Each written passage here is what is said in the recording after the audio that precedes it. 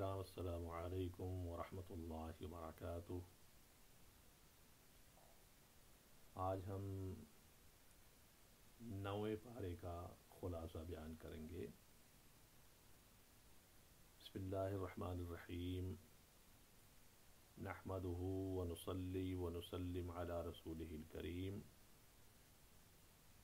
اعوذ باللہ من الشیطان الرجیم، بسم اللہ الرحمن الرحیم۔ ان اللہ وملائکتہ یصلون علی النبی یا ایھا الذین آمنوا صلوا علیہ وسلموا تسلیما۔ اللہم صل علی سیدنا وشفیعنا مولانا محمد معدن الجود والکرم وآلہ واصحابہ وبارک وسلم صلاۃ وسلام علیک سیدی یا رسول اللہ۔ 9ویں پارے کے جو مضامین ہیں بہت پھیلے ہوئے ہیں، اس میں سے خاص ہم نشاندہی کریں۔ پارے کی شروعات میں حضرت شعیب علیہ السلام کا ذکر ہے۔ چونکہ یہ ذکر 8ویں پارے کے اخیر میں شروع ہو چکا تھا، اس لیے یہ کنٹینیو چلتا رہا۔ اس کے بعد حضرت موسیٰ علیہ السلام کا ذکر پورے پارے کو گھیرے ہوئے ہے، اور اس میں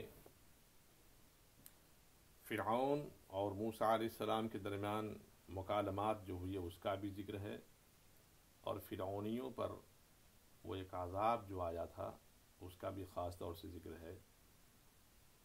اس کے علاوہ سیدنا موسیٰ علیہ السلام جب کوہ طور پر تشریف لے گئے توریت شریف لانے کے لیے، اس کا بھی ذکر ہے، اور پیچھے قوم نے جو بچھڑے کی عبادت شروع کی تھی اس کا بھی ذکر ہے۔ اس کا ذکر یہاں بھی ہے، اور آگے چل کر کے پھر یہ 16ویں پارے میں اور 19ویں پارے میں بھی اس کا ذکر آپ کو ملے گا۔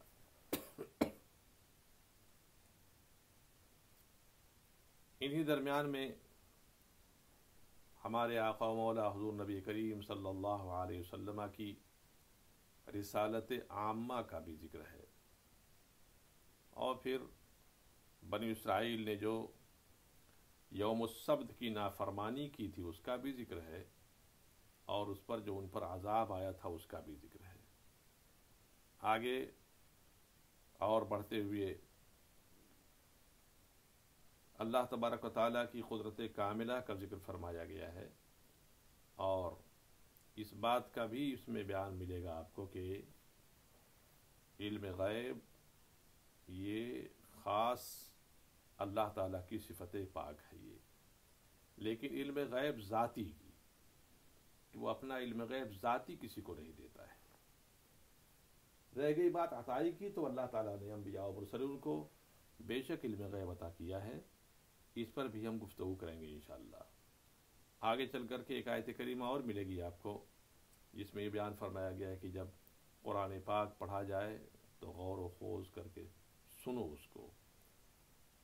پھر سورہ انفال شریف شروع ہوتی ہے۔ سورہ انفال شریف مکمل ایک جنگی کیفیت کا پورا کردار ہے اس کے اندر، اور اس میں خاص طور سے جنگ بدر کا واقعہ بیان فرمایا گیا، اور اسی سورہ انفال شریف ہی کے اندر حضور کی وہ شان کرامت بیان فرمائی گئی ہے، جس میں فرمایا گیا ہے کہ رسول تمہارا ہاتھ اللہ کا ہاتھ ہے، اور اسی میں بیان فرمایا گیا کہ اگر تم نماز پڑھ رہے ہو اور رسول بلائیں تو نماز کو اسی رہنے دو اور چلے جاؤ حضور کے پاس۔ یہ ساری بحثیں اس کے اندر بیان فرمائی گئی ہیں۔ قال الملأ الذين استكبروا من قومه لنخرجنك يا شعيب والذين آمنوا معك من قريتنا أو لتعودن في ملتنا قال اولو كنا كارهين۔ اس کی قوم کے متکبر سردار بولے، شعیب قسم ہے کہ ہم تمہیں اور تمہارے ساتھ والے مسلمانوں کو اپنی بستی سے نکال دیں گے، یا تم ہمارے دین میں آ جاؤ۔ کہا کیا اگرچہ ہم بیزار ہوں؟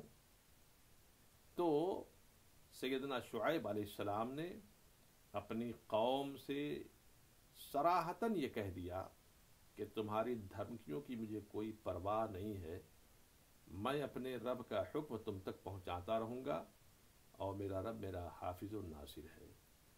یہیں سے اس آیت کریمہ سے ایک بات پتہ چلتی ہے کہ دینی کام کرنے والے، خدا کی راہ کی طرف بلانے والوں کے لیے مشکلات ہوتی ہیں، اور ان کے خلاف آوازیں اٹھتی ہیں، محاذ بنائے جاتے ہیں، انہیں تنگ کیا جاتا ہے، لیکن داعیان حق کا شیوا یہ رہا ہے کہ وہ اپنے رب پر مکمل بھروسہ کرتے ہیں، اور اسی توکل کی بنیاد پر اللہ تعالیٰ انہیں دنیا میں بھی اور آخرت میں بھی کامیابی عطا فرماتا ہے۔ اللہ ہم سب کو دین کا صحیح شعور اور دین کا خادم بنا کر کے رکھے۔ اس کے علاوہ دیکھیں اسی قوم شعیب ہی کے تعلق سے آگے آیت کریمہ ہے کہ وقال الملأ الذين كفروا من قومه لئن اتبعتم شعيبا اذا انكم اذا لخاسرون، اور اس کی قوم کے کافر سردار بولے اگر تم شعیب کے تابع ہوئے، اس کی بات مانو گے، اس کو فالو کرو گے، تو ضرور تم نقصان میں رہو گے۔ ہم یہ دیکھتے ہیں اپنے زمانے میں کہ اچھی تعلیم کرنے والوں کو لوگ اچھی نگاہ سے نہیں دیکھتے، جبکہ برائی اور فساد برپا کرنے والوں کو لوگ اس کی اتباع بھی کرتے ہیں اور اس سے ڈرتے بھی ہیں۔ یہ دراصل ایمان کی کمزوری ہے۔ یہ بات وہی ہے کہ وہ دھمکاتا بھی ہے، کفر مسلمانوں کو دھمکاتا بھی ہے، اور دھمکانے کے باوجود بھی یہ چاہتا ہے کہ وہ راہ حق چھوڑ کر کے غلط راستے پر آ جائیں۔ یہی بندے کی آزمائش ہوتی ہے، اور بندے کو اسی منزل پر سختی کے ساتھ عمل کرنا چاہیے کہ تمہارے پیروں میں لغزش نہ آئے۔ حق بات جو ہے وہ حق ہے، باطل جو ہے باطل ہے۔ آگے چل کر کے پھر حضرت موسیٰ علیہ السلام کا واقعہ شروع ہوتا ہے، تو بہت طویل گفتگو ہوتی چلی جا رہی ہے۔ اس میں سیدنا موسیٰ علیہ السلام کا معجزہ بھی ظاہر کیا گیا کہ جو آپ کے ذریعہ عصائے موسوی کا اژدہا بن جانا، اور پھر قوم فرعون کے جادوگروں کا ایمان لے آنا، اور فرعون کا پھر دھمکی دینا کہ میں تمہارے ہاتھ پیر کاٹ دوں گا، یہ ساری کیفیتیں اس کے اندر بیان فرمائی گئی ہیں۔ جب فرعونی یہودیوں کو، بنو اسرائیلیوں کو بہت تنگ کیے، تو اللہ تبارک و تعالیٰ نے ان کے اوپر ایک ان کے اوپر عذاب نازل فرمایا تھا۔ اس کا ذکر یہاں قرآن پاک کی آیت پاک میں ملتا ہے۔ تو آیت نمبر 133 فَأَرْسَلْنَا عَلَيْهِمُ الطُّوفَانَ وَالْجَرَادَ وَالْقُمَّلَ وَالضَّفَادِعَ وَالدَّمَ آیات مفصلات فَاسْتَكْبَرُوا وَكَانُوا قَوْمًا مُجْرِمِينَ وَلَمَّا وَقَعَ عَلَيْهِمُ الرِّجْزُ قَالُوا يَا مُوسَى ادْعُ لَنَا رَبَّكَ بِمَا عَهِدَ عِندَكَ لَئِن كَشَفْتَ عَنَّا الرِّجْزَ لَنُؤْمِنَنَّ لَكَ وَلَنُرْسِلَنَّ مَعَكَ بَنِي إِسْرَائِيلَ فَلَمَّا كَشَفْنَا عَنْهُمُ الرِّجْزَ إِلَىٰ أَجَلٍ هُمْ بَالِغُوهُ إِذَا هُمْ يَنكُثُونَ فَانتَقَمْنَا مِنْهُمْ فَأَغْرَقْنَاهُمْ فِي الْيَمِّ بِأَنَّهُمْ كَذَّبُوا بِآيَاتِنَا وَكَانُوا عَنْهَا غَافِلِينَ۔ تو ہم نے ان پر طوفان اور ٹڈی اور گھن، کرنی یا جوئیں اور میڈک اور خون، جدا جدا نشانیاں، تو انہوں نے تکبر کیا، یہ ہم نے ان کے اوپر بھیجا تھا، اور وہ مجرم قوم تھی۔ اور جب ان پر عذاب پڑتا کہتے موسیٰ ہمارے لیے اپنے رب سے دعا کرو، اس عہد کے سبب جو اس کا تمہارے پاس ہے، بے شک اگر تم ہم پر عذاب اٹھا دو گے تو ہم ضرور ہم پر سے عذاب اٹھا دو گے تو ہم ضرور تم پر ایمان لائیں گے، اور بنی اسرائیل کو تمہارے ساتھ کر دیں گے۔ پھر جب ہم ان سے عذاب اٹھا لیتے ایک مدت تک کے لیے، जिस तक उन्हें पहुंचना है, जब ही वो फिर जाते तो हमने उनसे बदला लिया तो उन्हें दरिया में डुबो दिया, इसलिए कि हमारी आयतें झुटलाते और उनसे बेखबर थे। तो ये बात थी।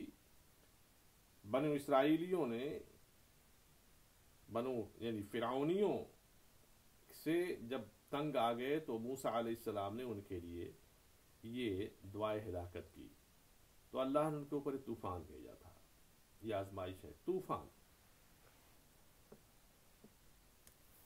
ये तूफानी कैफियत अजीब थी कि टिड्डी भी थे, घुन, एक कीड़ा होता है जो कुत्तों के कानों में लगा रहता है, उसको जूं किलनी बोलते हैं, और जूंज बोलते हैं, जो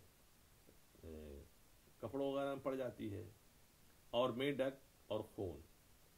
सूरत-ए-हाल ये हुई कि टिड्डियों का ऐसी अलगार हुई कि फिरौनियों के मकानों के दरवाजों की लकड़ियां तक चट कर गए। वो उनकी भावों पर बैठते थे, भाव खा जाते थे, उनके बालों पर बैठते। अजीब तूफान था वो। फिर उसके बाद उन लोगों ने तौबा की, रुक गया अजाब, मगर फिर गए अपनी तौबा से, तो फिर अल्लाह तबारक व तआला ने उन पर जूं का अजाब भेजा। फिर उसके बाद उनकी तौबा कबूल हुई, फिर गए अपने उस तौबा से, तो अल्लाह ने मेंढक का अजाब भेजा। फरमाया गया कि जब कोई फिरौनी बात करता तो खुदा जाने कहां से मेंढक जो ही उसका मुंह खुलता छलाक लगाकर उसमें जाकर बैठ जाता।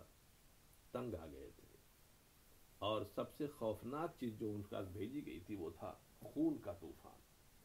सारा पानी उनका खून हो गया। अजीब बात थी वो कि एक ही कुएं से जब कोई यहूदी यानी बनी इसराइली पानी निकालता तो साफ, शफाफ, लजीज, जायकेदार पानी होता, और उसी पानी, उसी कुएं से जब कोई फिरौनी निकालता तो वो खून होता। चुनांचे फिरौनी तंग आ गए और उन्होंने बनु इसराइलियों से कहना शुरू किया कि हम प्यास से मर रहे हैं, तुम अपने मुंह में पानी लेकर के हमारे मुंह में कुल्ली कर दो ताकि हमारी प्यास बुझ जाए। जब कोई अपने मुंह में कोई बनु इसराइली, कोई यहूदी पानी लेकर के कुल्ली करता तो जब तक वो पानी इसके मुंह में होता, पानी होता, और ज्यों ही उस फिरौनी के मुंह में जाता खून बन जाता। वो हिलाकत की दहलीज पर पहुंच गए। लगता था कि अब ये तबाह हो जाएंगे। तो उन्होंने फिर हजरत मूसा अलैहिस्सलाम से बड़ी मिन्नतो समाजत की और ये कहा कि लइन कशफ्त अन्ना रिज्ज़ लनुमिनन्न लका वलनुरसिलन्न मअक बनी इसराइल, कि ए मूसा, अगर तुम हम पर से आज़ाब उठा दो, टाल दो, तो हम जरूर तुम पर ईमान भी लाएंगे और बनु इसराइलियों को हम तुम्हारे साथ कर देंगे। दुआ की आपने। फिर उठ गया, और जब उठ गया तो उनकी सूरत हाल ये हुई कि फिर वही सूरत हाल हो गई। आखिर में फिर उनको दरियाए नील में डुबो दिया गया और वो तबाह हो गए। आगे चलने के बाद, इसी में थोड़ा सा आगे चलने के बाद एक और मफ़हूम बयान फरमाया गया है। ववअदना मूसा 30 लैलतन व अतममनाहा बिअशरिन फतम्म मीक़ात रब्बिही 40 लैलह वक़ाल मूसा लिअख़ीही हारून अख़्लुफ़नी फ़ी क़ौमी व अस्लिह वला तत्तबि सबीलल मुफ़सिदीन। और हमने मूसा से 30 रात का वादा फरमाया और उनमें 10 और बढ़ाकर पूरी की, तो उसके रब का वादा पूरी 40 रात का हुआ। और मूसा ने अपने भाई हारून से कहा, मेरी कौम पर मेरे नायब रहना और इस्लाह करना और फसादियों की राह को दखल न देना। सैयदना मूसा अलैहिस्सलाम कोहे तूर पर तशरीफ ले गए थे तौरीत शरीफ लाने के लिए, और अपने भाई हजरत सैयदना ہارون علیہ السلام کو اپنا نائب مقرر کر گئے تھے، اسی دوران میں 40 دن کا عرصہ جو گزرا تو قوم میں بت پرستی، گو پرستی کا جذبہ پیدا ہو گیا۔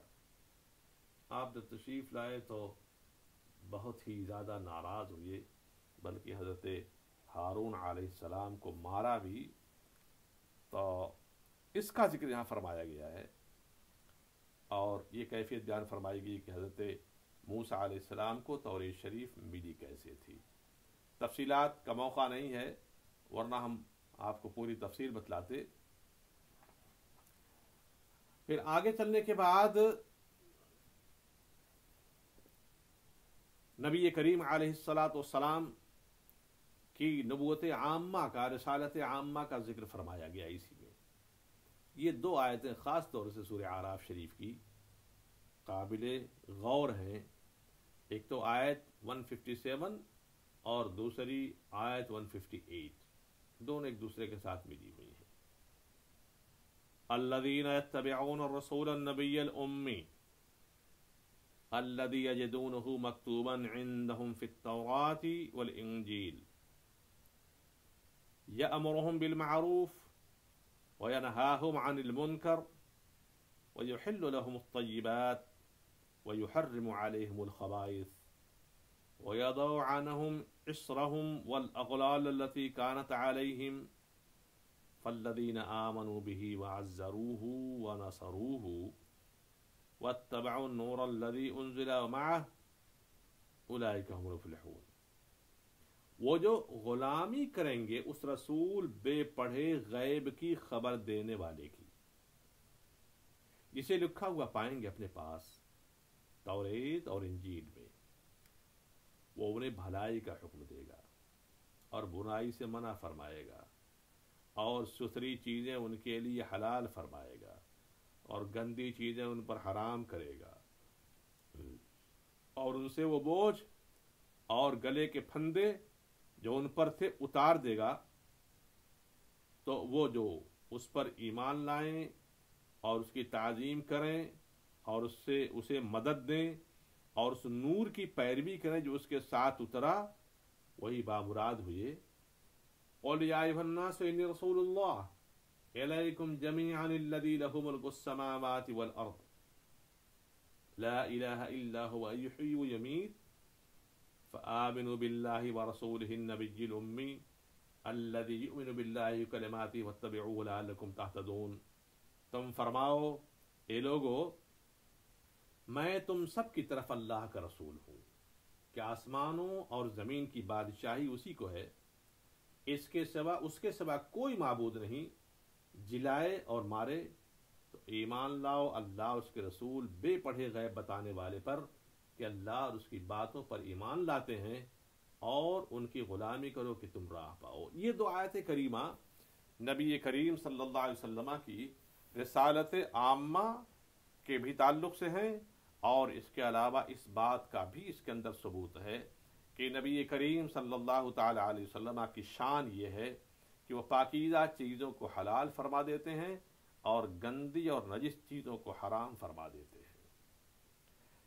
اس آیت کریمہ میں دیکھیں کتنی باتیں بیان فرمائی گئی ہیں کہ یہ کتابیں دراصل توریت، انجیل اور ما سبق جو پہلے انبیاء و مرسلین تشریف لائے ان کی کتابوں میں یہ باتیں مینشن تھیں کہ آخری میں جو نبی آخر الزماں تشریف لائیں گے ان کے اندر یہ باتیں ہوں گی۔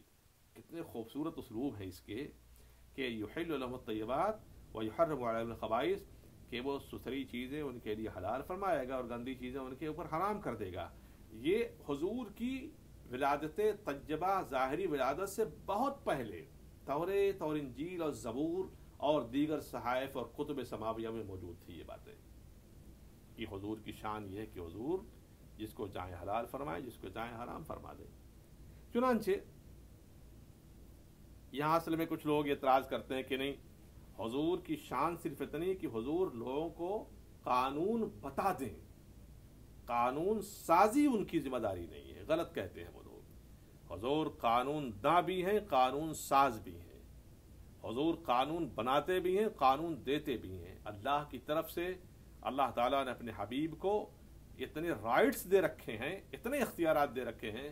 حدیث پاک میں صراحتاً ارشاد فرمایا گیا ہے کہ قیامت جب قریب آئے گی تو ایک آدمی جس کی توند نکلی ہوگی، پیٹ بہت بڑا ہوگا، اپنے اریکہ تخت کے اوپر مسند لگا کر کے، گاؤ تکیہ لگا کر کے بیٹھا ہوگا، اور وہ کہے گا کہ جو قرآن میں حلال پاؤ اسے حلال جانو، جو قرآن میں حرام پاؤ اسے حرام جانو، مگر سنو اللہ تبارک و تعالیٰ نے مجھے بھی وہ اختیار دیا ہے کہ میں جس کو چاہوں حلال کروں، جس کو چاہوں حرام کروں. تو سن لو یہ چیزیں حرام ہیں، اس میں غورخر بھی ہے، لقطہ بھی ہے، وغیرہ وغیرہ وغیرہ. تو حضور کی شان پاک یہ ہے کہ حضور جس کو جو چاہیں حرام کر دے، جس کو چاہیں حلال کر دے. بڑا پھیلا ہوا موضوع، اس پر تو 2 گھنٹے کی تقریر ہے. اس سلسلے میں سامعین آپ کو ایک مشورہ دے رہا ہوں. امام اہل سنت سیدی اعلی حضرت مجدد اعظم رضی اللہ تعالی عنہ کی کتاب ہے الامن والعلا. اس کا انگلش ایڈیشن بھی غالباً ہو چکا ہے، عربی میں بھی ٹرانسلیٹ ہو چکی ہے، یہ اردو میں بھی بہترین انداز میں شائع ہو چکی ہے. اس کو آپ حضرات، اس کی تسہیل بھی کی گئی ہے، جو الفاظ کئی مشکل تھے اس کو سہل کیا گیا ہے. اس کتاب کو اپنے پاس رکھیں، آپ گھر میں اس کو لائبریری میں رکھیں اپنے پاس، اور اس کو ایوری ڈے مطالعہ کریں. اس کے مطالعے سے آپ کے دل کے اندر حضور کا عشق جاگے گا. ایسی پیاری کتاب، ان میں تقریباً 12 یا 13 یا اس سے بھی زیادہ واقعات بیان فرمائے گئے ہیں کہ حضور نے کس کے لیے عام مسلمانوں کے لیے وہ چیز منع تھی کہ صحابی کے لیے اس کو حلال فرما دیا. واقعات پر واقعات ہیں. ایک واقعہ میں آپ کو بتا دوں، بلکہ 2 سن لیجئے. ایک واقعہ یہ ہے کہ ابن ماجہ کی روایت اور دوسری کتابوں میں آئی ہوئی حدیث پاک کی کہ حضور نے فرمایا کہ تمہارے اوپر ریشم اور سونا حرام ہے مردوں کے لیے. یہ ٹھیک ہے. ایک رات حضور نماز پڑھانے کے لیے کھڑے ہوئے، پھر فرمایا کہ اپنی جگہ ٹھہرے رہو. لوگ جلدی سے اپنے حجرے کریمہ میں گئے، کمرے مبارکہ سے باہر تشریف لائے تو ایک ہاتھ میں سونا تھا اور ایک ہاتھ میں ریشم تھا. ارشاد فرمایا یہ دونوں میری قوم، میری امت کے مردوں پر حرام قرار دے دیا گیا ہے. بات ختم ہو گئی. حضور نے حرام کر دیا. مردوں کے لیے حرام، سونا مردوں کے لیے حرام، عورتوں کے لیے حلال. اچھا صاحب، حضرت زبیر بن عوام یا عبداللہ بن زبیر کوئی ہے اسی، ان کے بدن میں خارش ہو گئی، ایچی، کھجلی، بہت پریشان تھے. بھائی دوائیں کی صاف نہیں ہوئی، صحت نہیں ہوئی. حضور کے پاس پہنچے، یا رسول اللہ بہت پریشان ہوں. ارشاد فرمایا جاؤ ریشم کا کرتا سلا کر کے پہنو. کہتے ہیں کہ میں ریشم کا کرتا سلا کر کے پہنا تو میری خارش بالکل ٹھیک ہو گئی. یہ شان ہے حضور کی کہ ریشم مردوں کے لیے حرام ہے لیکن ایک مرد کے لیے جائز قرار دے رہے ہیں حضور. یہ حضور کی شان ہے. یہ ایک صحابی ہیں، لوگ ان کے ہاتھ میں سونے کی انگوٹھی دیکھتے تھے، لیکن لوگ تیکھی نگاہوں سے ان کو دیکھتے مگر کچھ کہتے نہیں تھے. کافی دنوں تک جب آپ نے جھیلا صحابی نے، جن کے ہاتھ میں انگوٹھی تھی سونے کی، تو ایک دن لوگوں سے کہا کہ تم لوگ سمجھتے ہو کہ یہ انگوٹھی میں نے پہنی، یہ حرام کیا ہے؟ نہیں، تم کو معلوم نہیں ہے. میں تم کو واقعہ سناتا ہوں. واقعہ یہ تھا کہ مسجد نبوی شریف میں مال غنیمت گجا ہوا تھا، ڈیر پڑا ہوا تھا. حضور کا دریائے کرم جوش میں تھا. بانٹتے رہے، تھک گئے حضور بانٹتے بانٹتے. لا الہ الا اللہ، میرے آقا کی شان، سبحان اللہ. تھک گئے حضور، سب بانٹ دیا تو یہ انگوٹھی باقی بچی. اور اس کے بعد حضور نے ایک بار مجمع پر نگاہ ڈالی، پھر جھکا لی، پھر نگاہ ڈالی، پھر جھکا لی، پھر تیسری بار نگاہ ڈالی، جھکا لی، اور مجھ کو بلایا، کہا ادھر آؤ. میں گیا، کہا ہاتھ لا ادھر. میں نے ہاتھ بڑھایا، حضور نے وہ انگوٹھی مجھ کو پہنا دی. اور اب کہتے ہیں ان کا جملہ، صحابی کا جملہ، تم سوچتے ہو میں اس کو نکال کے پھینک دوں گا؟ ہرگز نہیں پھینکوں گا، جس کو میرے آقا نے پہنایا ہے میں اس کو نہیں اتار سکتا ہوں۔ یہ شان کہ یحل لهم الطیبات ویحرم علیہم الخبائث، اس نبی اکرم کی شان یہ ہوگی کہ حلال چیزوں کو، پاک چیزوں کو حلال فرمائے گا اور گندی ناپاک چیزوں کو حرام فرما دے گا لوگوں پر۔ پھر اس کی شان یہ ہوگی کہ تمہارے گردنوں سے گناہوں کا بوجھ اتار دے گا۔ ایسی شان کا پیغمبر آئے گا۔ اب سنو، یہ پیغام ہے کہ فالذین آمنوا بہ وعزروہ ونصروہ، تو جو اس پر ایمان لائیں اور اس کی تعظیم کریں اور اس سے مدد دیں اور اس نور کی پیروی کریں جو اس کے ساتھ اترا، وہی بامراد ہوئے۔ یہ دیکھیں آیا نا کہ وعزروہ، اس کی تعظیم کریں۔ حضور کی تعظیم ہر مسلمان پر لازم ہے، ہر مسلمان پر حضور کی تعظیم لازم ہے۔ اگر کوئی شخص تعظیم رسول سے انکار کرے تو پھر اس کے ایمان کے بارے میں سوچنا پڑے گا۔ پھر اگلی آیت کریمہ کہ یا ایھا الناس انی رسول اللہ علیکم جمیعا، اے لوگوں میں تم سب کی طرف رسول بنا کے بھیجا گیا ہوں۔ حضور کی رسالت مبارکہ سب کے لیے ہے، انسان، جنات، حیوان، نباتات، پرند چرند، فرشتے، زمین، آسمان، عرش، لوح، قلم، سورج، چاند، ستارے، ہول یونیورس، اس میں کوئی چیز ایسی باقی نہیں بچی ہوئی ہے کہ جو حضور کی رسالت عامہ میں شامل نہ ہو۔ حضور سب کی طرف رسول بنا کے بھیجے گئے ہیں۔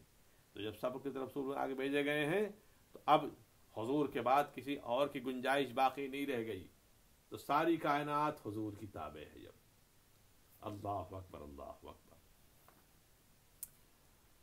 پھر آگے چل کر کے بنی اسرائیل کا ایک اور واقعہ بیان فرمایا گیا یہاں پہ کہ جب بنی اسرائیل پر توریت شریف کے احکام نافذ فرمائے گئے تو ان میں بہت ساری باتیں ان کو گراں گزرنے لگیں۔ کیسے کر پائیں گے اس کو، ہم کیسے کر پائیں گے؟ وَإِذْ نَتَقْنَا الْجَبَلَ فَوْقَهُمْ كَأَنَّهُ ظُلَّةٌ وَظَنُّوا أَنَّهُ وَاقِعٌ بِهِمْ خُذُوا مَا آتَيْنَاكُمْ بِقُوَّةٍ وَاذْكُرُوا مَا فِيهِ لَعَلَّكُمْ تَتَّقُونَ، آیت نمبر 171۔ اور جب ہم نے پہاڑ پر اٹھایا، گویا وہ سائبان ہے، شیڈو ہے، سایہ ہے، اور سمجھے کہ وہ ان پر گر پڑے گا، تو جو ہم نے تمہیں دیا زور سے اور یاد کرو، اسے پکڑو زور سے اور یاد کرو جو اس میں ہے کہ کہیں تم پرہیزگار ہو۔ یہ آیت کریمہ دراصل اس وقت اتری جب توریت شریف پر عمل کرنا یہودیوں کے لیے دشوار ہوا، تو ان لوگوں نے آناکانی شروع کر دی، طرح طرح کی ہیرا جوئیاں۔ تو اللہ تبارک تعالیٰ نے جبریل علیہ السلام کو حکم دیا ہے، جبریل یہ پہاڑ جس کی لینتھ ایک فرسنگ چوڑی ایک فرسنگ لمبی تھی، فرسنگ تقریباً یہ کوئی 1 میل سے کچھ چھوٹا ہوتا ہے، اتنی لمبی چوڑی اس لینتھ کا پہاڑ تھا۔ اللہ نے فرمایا ہے کہ اس پہاڑ کو لے کر کے ان کے اوپر جاؤ، سایہ کر دو، اور ان سے کہو کہ وہ سجدہ کریں اللہ کا۔ اگر سجدہ نہیں کریں گے اور توریت کے احکام پر عمل نہیں کریں گے تو یہ پہاڑ ان پر گرا دیا جائے گا۔ چنانچہ موسیٰ علیہ السلام نے انہیں حکم دیا کہ سجدہ کرو، تو ان لوگوں نے سجدہ کیا۔ اس کی کیفیت بیان فرمائی گئی ہے۔ ہم مسلمان سجدہ کر دیں تو ہماری پیشانی، ناک دونوں زمین پر لگتی ہے اور فیس کمپلیٹلی زمین کی طرف ہوتا ہے۔ تو انہوں نے جو سجدہ کیا وہ کیا کیا کہ اپنے لیفٹ سائیڈ کی جو رخسار ہے اس کو زمین پر رکھا، اور لیفٹ سائیڈ کی آنکھ زمین پر رکھی، اور رائٹ سائیڈ کا رخسار اور آنکھ جو وہ کھول کر کے پہاڑ کو دیکھتے رہے کہ کہیں گر تو نہیں رہا ہے۔ چنانچہ بعض حضرات کا کہنا یہ ہے کہ یہودیوں کے ہاں سجدہ ایسے ہی کیا جاتا ہے، اللہ عالم، مجھے اس کی کوئی تحقیق نہیں ہے، لیکن بعض کتابوں میں نے دیکھا ہے یہ. تو یہ کیفیت ان کی وہ تھی. یہ وہ قوم ہے کہ جو اپنے پیغمبر کی ہر بات میں مخالفت کیا کرتی تھی. اور بھی اس میں بہت سارے واقعات بیان فرمائے گئے ہیں. اس میں ایک واقعہ ہے بلعام باعور کا بھی ذکر فرمایا گیا ہے، اس کی مثال دی گئی ہے. بلعام باعور یہ موسیٰ علیہ السلام کے زمانے کا ایک زاہد تھا، جس نے حضرت موسیٰ علیہ السلام کے خلاف بد دعا کی تھی، تو اللہ نے اس کو ہلا، اس کے چہرہ مسخ فرما دیا. اس کا بھی ذکر فرمایا گیا ہے. یہ آیت کریمہ ہے 176 میں. پھر وَلِلَّهِ الْأَسْمَاءُ الْحُسْنَى فَادْعُوهُ بِهَا، اور اللہ ہی کے ہیں بہت اچھے نام، تو ان سے پکارو، ان سے پکارو. وَذَرُوا الَّذِينَ يُلْحِدُونَ فِي أَسْمَائِهِ سَيُجْزَوْنَ مَا كَانُوا يَعْمَلُونَ، اور انہیں چھوڑ دو جو اس کے ناموں میں حق سے نکلتے ہیں، وہ جلد اپنا کیا پائیں گے. سب سے بہتر نام اللہ کا، وَلِلَّهِ الْأَسْمَاءُ الْحُسْنَى، اللہ ہی کے اچھے نام ہیں. یہ 99 نام جو ہم جانتے ہیں، 99 name of Allah, these are attributed name of Allah تبارک تعالیٰ. It's collected by قرآن پاک.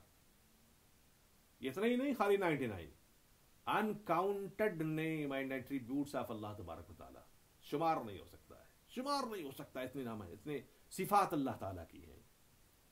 یہ ہمارے عقل و دماغ اور سمجھ کے اعتبار سے بیان فرمایا گیا. اسی لیے فرمایا گیا کہ جو شخص اسماء الحسنی کو یاد کرے تو یہ بڑی برکات کی چیزیں ہیں. یہ 99 نام ہے صفاتیہ جو اللہ تعالیٰ کے ہیں، یہ برکات کی چیزیں، اس کو یاد کیجئے. اسی طرح سے حضور کے بھی اسماء مبارکہ ہیں. حضور کی اسماء مبارکہ 50,000 ہیں.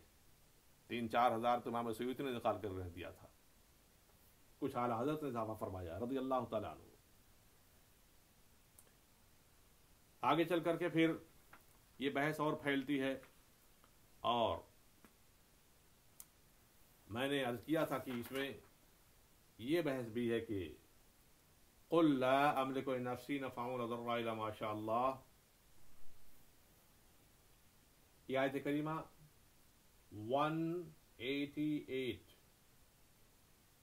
تم فرماؤ میں اپنی جان کے بھلے برے کا مختار نہیں مگر جو اللہ چاہے، اور اگر میں غیب جان لیا کرتا تو یوں ہوتا کہ میں نے بہت بھلائی جمع کر لی اور مجھے کوئی برائی نہ پہنچی.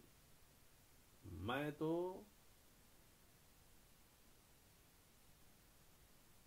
یہی ڈر اور خوشی سنانے والا ہوں انہیں جو ایمان رکھتے ہیں. اس آیت کریمہ کو لے کر کے کچھ حضرات یہ اعتراض کرتے ہیں کہ دیکھیں اس آیت کریمہ میں بیان فرمایا گیا کہ حضور کو غیب کا علم نہیں تھا اور حضور کو کوئی اختیار نہیں تھا. میں قرآن پاک کے مطالعے کے حوالے سے ان بیچاروں کو جو بڑے سادہ لو ہوتے ہیں، بڑے سادگی ان کے اندر ہوتی ہے، وہ قرآن پاک کو سمجھنے کا دعویٰ کر دیتے ہیں. مجھے افسوس ہوتا ہے ان کے اوپر.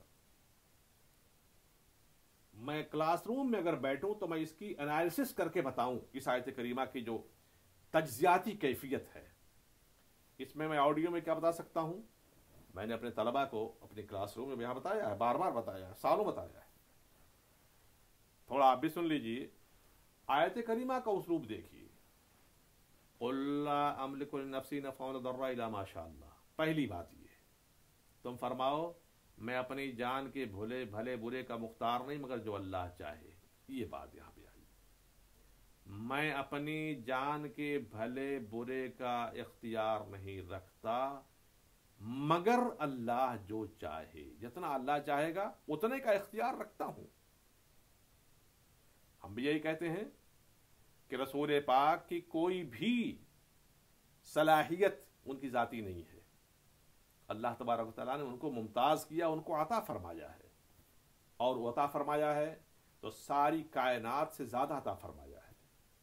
عام آدمی چھوڑ دیجئے، انبیاء لے لیجئے، انبیاء سے زیادہ، انبیاء سے افضل مرسلین ہوتے ہیں، مرسلین سے زیادہ، مرسلین سے آگے اولو العزم پیغمبران اعظام ہیں، ان سے زیادہ. جتنی کائنات کی ساری فضیلتیں ہیں اللہ نے ان کو عطا فرمائی ہمارے آقا صلی اللہ علیہ وسلم کو. تو یہاں یہ فرمایا گیا ہے کہ جتنا اللہ چاہے گا میں اتنے کے نفع و نقصان کا مالک ہوں. اب یہ سوال پیدا ہوتا ہے کہ اللہ کتنا چاہتا ہے؟ اللہ کتنا چاہتا ہے؟ تو اس کو تو ہم یہ کہیں گے کہ جو حضرات اعتراض کرتے ہیں وہی کوئی فارمولہ لے کر کے آئیں، کوئی اسٹیپ وغیرہ لے کر کے آئیں تاکہ ناپیں وہ. ہم تو یہاں قرآن کے حوالے سے بات کر رہے ہیں. سنیے اس کو، کتنا چاہتا ہے. قد نرى تقلب وجهك في السماء فلنولينك قبلة ترضاها. اتنا چاہتا ہے. میرے حبیب، تم بیت المقدس کی طرف منہ کر کے نماز پڑھتے ہو اور تمہاری خواہش ہے کہ تم بیت المقدس کے بجائے کعبہ کی طرف منہ کر کے نماز پڑھو، تو تم اپنے چہرے کو پھیر لو، فوراً پھیر لو، فوراً پھیر لو، دیر نہیں کرنا، فوراً پھیر لو. اور پھر فرماتا اللہ وَلَسَوْفَ يُعْطِيكَ رَبُّكَ فَتَرْضَى. اللہ تمہیں دے گا، اتنا دے گا کہ تم راضی ہو جاؤ گے. سبحان اللہ، تم راضی ہو جاؤ گے، اتنا تم کو دے گا. یعنی جب تک تمہاری رضا مکمل نہیں ہوگی دیتا رہے گا. تو دینے کا، چاہنے کا، الفت کا، نوازشات کا یہ معیار قرآن نے ہم کو دیا ہے. الا ماشاء اللہ، مگر اللہ جو چاہے. اسی لیے حضور فرماتے ہیں، حدیث پاک ہے کہ جب تک میرا ایک امتی بھی جہنم میں رہے گا میں اس سے راضی نہیں ہو سکتا ہوں. جب سارے امتی میرے جنت میں چلے جائیں گے تب جا کے میں راضی ہوں گا. الا ماشاء اللہ، مگر جو اللہ چاہے. تو بات کلیئر ہو گئی کہ حضور بھی اللہ کے دیے سے چاہتے ہیں، نفع و نقصان کے مالک ہیں. جس کو جو چاہیں فائدہ پہنچا دیں، جس کو جو چاہیں نقصان پہنچا دیں. لیکن چونکہ شان کریمی ہے اس لیے نقصان کم پہنچاتے ہیں، فائدہ زیادہ پہنچاتے ہیں. حضور دافع البلا ہیں، مصیبتیں دفع فرمانے والے ہیں. بہت لمبی بحث ہے، یہ گھنٹوں تقریر سن لیجئے اس پر. بخاری وغیرہ کی روایتوں کے انبار لگا دوں آپ کے سامنے. کاش آپ میرے کلاس روم میں آ کر کے بیٹھیں. دوسرا حصہ جو ہے اس کا، وَلَوْ كُنْتُ عَالِمَ الْغَيْبِ لَاسْتَكْثَرْتُ مِنَ الْخَيْرِ. اور اگر میں غیب جان لیتا تو پھر یوں ہوتا کہ میں نے بہت جمائی کر لی. لَاسْتَكْثَرْتُ مِنَ الْخَيْرِ، بہت ساری بھلائیاں جمع کر لیتا. میں غیب جانتا تو بہت ساری بھلائیاں جمع کر لیتا. کنڈیشنل ہے یہ. اگر میں غیب جانتا تو بہت ساری بھلائیاں جمع کر لیتا. گویا کہ غیب جانتا تو بھلائی جمع کر لیتا.